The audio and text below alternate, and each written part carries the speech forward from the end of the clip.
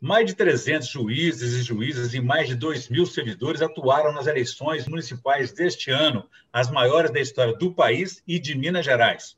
Quais foram os desafios aí para garantir o voto seguro em meio à pandemia e o enfrentamento às fake news? Esses são os principais temas de hoje do Pensamento Jurídico, uma produção da Associação dos Magistrados Mineiros, a AMAGES. Para falar sobre o assunto, eu vou conversar com o juiz Cláudio Henrique Cardoso, brasileiro da comarca de Perdizes, no Triângulo Mineiro. Doutor Cláudio, obrigado por nos atender, aceitar o nosso convite. O agradecimento pelo convite é meu, é uma satisfação ter essa oportunidade. E, de fato, esse ano tivemos um enorme desafio. Né? Perfeito. E a você que nos acompanha aí, favor inscrever-se no canal da AMAGES no YouTube e envie suas sugestões e comentários que serão muito bem-vindos. Doutor Cláudio, essa foi a maior, talvez também a mais difícil, mais complexa eleição que o senhor já tem experimentado, participado dela. Quais foram aí os principais desafios da eleição nesses tempos de pandemia? Sim, a primeira grande questão que se colocou, já no começo do ano, porque nós iniciamos o enfrentamento da pandemia por volta do mês de março. E naquele momento a questão que se colocava era se haveria ou não eleições nesse ano. Todos se lembram, né? Vozes se levantaram já assinalando a possibilidade de prorrogação de mandatos, de realização de eleições num outro ano. E esse debate ele foi se intensificando naqueles primeiros meses ali de enfrentamento, março e abril, e com um cenário de absoluta indefinição, porque, de fato, havia defensores do adiamento, mesmo na ala dos cientistas, dos pesquisadores, porque a situação era ainda de difícil mapeamento. Mas a situação começou a se desenhar a partir de abril, maio, e já ali a sinalização era contrária à prorrogação de mandatos pelos impactos, pelos notórios impactos que isso acarretaria.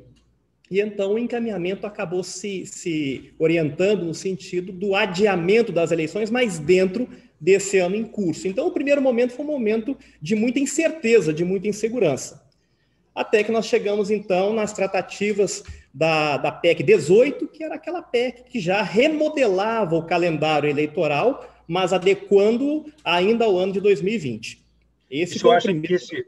que o adiamento das eleições é uma medida necessária, né, para aquele momento, né? Isso afetou, de alguma forma, o resultado da eleição, o desempenho da Justiça Eleitoral, a participação do eleitor? Eu acredito que não. Eu acredito que a Justiça Eleitoral, muito bem capitaneada pelo ministro Barroso, que já firmou posição naquele momento inicial, e compreendia que o desafio era grande, mas que era possível enfrentá-lo, como de fato nós enfrentamos, e garantindo aí a preservação do nosso padrão, né, os mandatos de 4 anos, com as eleições sendo realizadas nesse ano. Então, acredito que o desafio era grande, mas nós tínhamos consciência que era possível enfrentá-lo. Não precisou desbarrar nas questões constitucionais, né? Agora, doutor Cláudio, como foi essa logística? Imagino que foi bastante operosa, trabalhosa para realizar as eleições de maneira segura, né? Sim, sim. A partir do momento em que houve a definição, nós tivemos a emenda constitucional, a 107, que redefiniu o calendário, realocou as datas, mas então, a partir dali, o que se colocava como necessidade premente era estabelecer todos os protocolos necessários para que as eleições fossem realizadas com a necessária segurança para mesários e eleitores, ou seja, para todos os personagens do processo político. E isso exigia um esforço muito grande, porque a situação ela se desenvolvia de uma forma até certo ponto imprevisível, porque nós estávamos ali à deriva nas elevações dos níveis de infecção, no crescimento do número de mortos. Então, os protocolos iam sendo implantados ao mesmo tempo em que nós organizávamos toda a logística da eleição.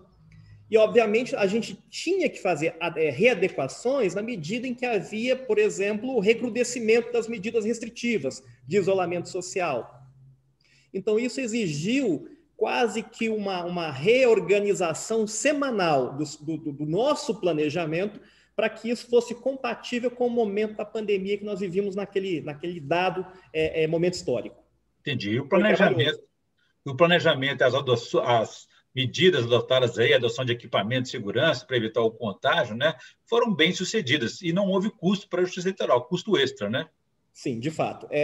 Já a nível de Brasília, o TSE conseguiu doações vultosas, por exemplo, de material de desinfecção, álcool em gel, ao mesmo tempo em que nós já também fazíamos contato com os poderes públicos municipais para que as prefeituras também nos auxiliassem com os equipamentos de proteção individual, reforço do próprio álcool em gel e outros materiais indispensáveis para o trabalho de mesários e para a recepção dos eleitores.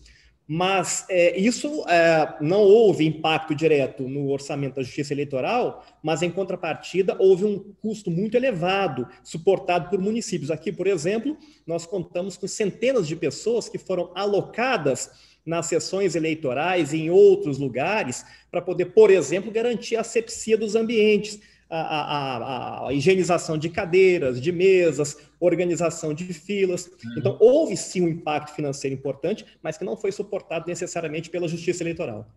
E outras medidas importantes, como mudança do horário, ampliação do horário e também horário preferencial para idosos, né? São medidas importantes, mas ainda assim, doutor Cláudio, a abstenção foi alta. Você acha que tem a ver a relação direta com a pandemia? Acredito que sim, porque historicamente o eleitor ele adere muito e participa de forma muito ativa e muito intensa das eleições municipais, porque são aquelas nas quais ele escolhe o candidato mais próximo do seu dia a dia. Já nas eleições gerais temos uma abstenção historicamente um pouquinho maior. Nesse ano foi o contrário, e eu acredito que há sim uma forte importância, forte e decisiva importância desse momento de pandemia no aumento desses índices de abstenção. Infelizmente, a gente verificou aqui também essa abstenção mais elevada. E o número de não votantes, né, cresceu, porque além dos votos brancos, os votos nulos, a abstenção, tivemos também os títulos cancelados por conta da biometria não realizada em tempo hábil, né? Embora a biometria tenha sido dispensada mesmo naqueles municípios de biometrização obrigatória anterior, justamente porque evitar o uso do equipamento de biometria com a leitura das digitais, porque o uso daquele equipamento poderia implicar em risco maior de infecção. Então, a biometria não se apresentou como um fator determinante para a redução do número de eleitores que efetivamente compareceram às urnas. Embora naqueles em que o cadastro já estava formado, não teve como rever isso, né? Sim. Doutor Cláudio, houve também muita instabilidade, né, no título, né, também depois na divulgação dos resultados, mas nada disso comprometeu a fidedignidade desse resultado, né? Não. Esse é um outro dado histórico que nós também observamos. A urna eletrônica vem sendo questionada já há algum tempo, embora nunca tenha havido comprovada demonstração de qualquer falha do sistema. Mas nós notamos que, historicamente, isso também acontece em maior proporção nas eleições gerais. Nas eleições municipais, esses questionamentos aparecem, não deixam de aparecer, mas em escala muito mais reduzida. Então, e aqui, por exemplo, né, o que nós notamos basicamente são aquelas situações muito esporádicas que estão essencialmente ligadas à operação da urna. É o eleitor que vai até ali, no exemplo nosso presente, eleição municipal, e acha que a votação se inicia pelo cargo mais importante, de prefeito, quando na verdade se iniciava pelo vereador. E muito eleitor, então, desavisadamente, fazia, num primeiro momento, a escolha ali com os dois números, os dois algarismos, que representavam o prefeito, quando, na verdade, estava votando para vereador. Isso acarretava, como consequência, a não geração da fotografia do candidato a vereador, da escolha daquele eleitor. E, às vezes, ele questionava, eu teclei e não apareceu o número, a fotografia do meu candidato. Obviamente, isso aconteceu ou porque ele utilizou um número inválido, no caso concreto, se ele teclasse apenas 2 algarismos, quando estivesse votando para vereador, ele estaria votando em legenda, e no voto em legenda, obviamente, não aparece fotografia de ninguém. Então, o que nós nos deparamos é basicamente esse tipo de questionamento ligado à operação da urna, mas aquele questionamento da segurança da urna, isso em eleições municipais a gente vê em escala muito menor que nas eleições gerais. E seja como for também, é uma desconfiança sem fundamento, porque as urnas não podem ser hackeadas, não é isso? Agora, veja bem, o senhor citou esse caso aí, já entramos num outro debate, que é a questão das fake news, né? Isso aí é um fake news da eleição, não é? Sim. Como enfrentar isso? Sim. Quando nós começamos nossa conversa, eu vos disse que o grande primeiro desafio era o enfrentamento da pandemia. Certo. O outro grande desafio que se colocou para mim, com toda certeza, para todos os demais juízes eleitorais, é a internet. A internet, ela entra no processo eleitoral ali por volta do ano 2000, né, quando o TSE passa a regulamentar o uso da internet como veículo de propaganda eleitoral, e depois, em 2009, recebe basicamente a mesma regulamentação que está em vigor até hoje, e amplia muito o leque de instrumentos de internet que pode ser utilizado em propaganda eleitoral. E ao mesmo tempo que nós assistimos isso, ao mesmo tempo em que a internet era regulamentada como instrumento de propaganda eleitoral, nós passamos a enfrentar o problema das fake news, que aí disparam em todos os sentidos. As fake news em relação ao processo de votação brasileiro e as fake news que vão afetar candidatos e partidos no momento seguinte. Mas tratando da urna eletrônica, também se enfrenta. Nós sabemos que as redes sociais, né, são um cenário prenhe desse tipo de comentário, normalmente infundados, né? Vídeos que se fazem onde pessoa simula manipulação de votos, enfim, tudo aquilo de uma forma muito artificial, muito forjada, que não corresponde à verdade. Mas as fake news definitivamente continuam sendo um problema sério a ser enfrentado pela Justiça Eleitoral. Que outras fake news você ouviu além dessa da fraude de urna eletrônica? Bem, aí nós vamos para a propaganda eleitoral.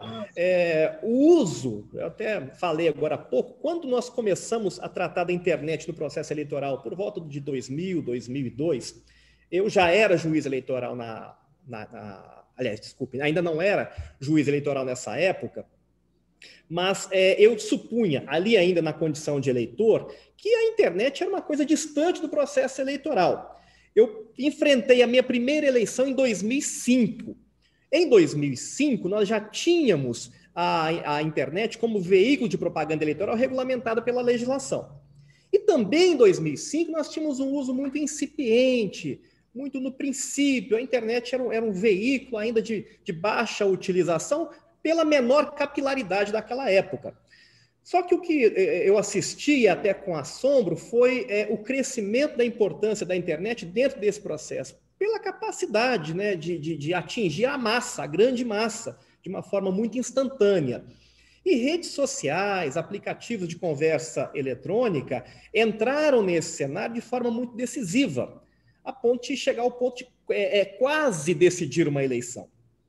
Hoje, para se ter uma noção, uma notícia maldosa disseminada, por exemplo, nesses aplicativos de mensagens instantâneas, chega em poucos segundos a praticamente todo o eleitorado de um município como Perdizes, que tem aí algo em torno de 10 mil eleitores, 12 mil eleitores. E isso traz um impacto bombástico no processo eleitoral. Então, se uma informação maliciosa, uma informação inverídica é tratada nesses meios, ela pode, sim, influenciar de forma muito decisiva o processo eleitoral. E nós tivemos problemas assim. Sim. E após as eleições, doutor Cláudio, o trabalho da Justiça Eleitoral ainda não acabou. Tem que julgar muitos recursos, impugnações e até mesmo a prestação de contas, antes de tudo ser concluído, né? Perfeitamente. Ainda temos aqui representações em tramitação, inclusive de situações muito graves que ocorreram na eleição desse ano. Isso, obviamente, né, obedece a um rito, obedece a um trâmite e será julgado no momento oportuno. A despeito disso, os prazos continuam sendo cumpridos conforme o calendário estabelecido pela emenda 107. Para ter noção, até 15 de dezembro, os candidatos e os partidos ainda podem apresentar as prestações de contas. Embora nossa diplomação já ocorra agora no dia 11 de dezembro, é um dos efeitos da pandemia. Nós diplomaremos candidatos eleitos antes mesmo do prazo final da apresentação das contas e, obviamente, antes mesmo da decisão, do julgamento dessas contas. É um reflexo da pandemia. Certo é que nós temos como data final para a diplomação dos eleitos até 18 de dezembro. Na minha zona eleitoral, faremos a diplomação no dia 11. Mas todo o processo eleitoral prossegue normalmente com as representações já em curso em tramitação e com essas contas as que não foram prestadas serão prestadas e analisadas nas próximas semanas. Muito bem. Doutor Cláudio, estamos na reta final da nossa entrevista. Eu gostaria agora que o senhor fizesse indicação de leitura para a nossa audiência no quadro O Pensamento Literário, por favor. Perfeitamente. Eu tenho como obra de leitura obrigatória, porque é a minha doutrina de preferência, a obra do doutor Edson de Rezende Castro, promotor de justiça eleitoral, inclusive do Estado de Minas Gerais, que eu reputo hoje uma das melhores obras de direito eleitoral disponíveis no mercado. E digo que é uma obra da melhor qualidade, primeiro, pela sua contemporaneidade. É uma obra que está abordando em profundidade todos os principais temas atuais, oferece uma visão geral sobre todo o processo eleitoral, questões de inelegibilidade, em perfeita sintonia com os últimos julgados, com a tendência da jurisprudência do Tribunal Superior Eleitoral. Essa minha obra, inclusive, está desatualizada, porque é obra de 2016, na 8ª edição. O Dr. Edson lançou neste ano a 10ª edição, inclusive já em sintonia com o processo eleitoral de 2020. Então, para mim, é uma obra de leitura obrigatória para os operadores do direito eleitoral. Muito bem, uma boa indicação, com certeza. Bom, eu conversei aqui com o juiz Cláudio Henrique Cardoso, brasileiro, da comarca de Perdiz, no Triângulo Mineiro, e discutimos aí sobre os desafios, né, da justiça eleitoral na realização das eleições municipais deste ano, em tempos de pandemia e de enfrentamento aí do fake news. Doutor Cláudio, muito obrigado pela entrevista. Foi um prazer recebê-lo aqui. Prazer foi meu, estou sempre à disposição. Muito obrigado. Bom, ficamos por aqui. Se você que nos acompanhou aqui até agora quiser rever esse programa, vá até os canais da AMAGES no YouTube, nas redes sociais ou no próprio site da associação.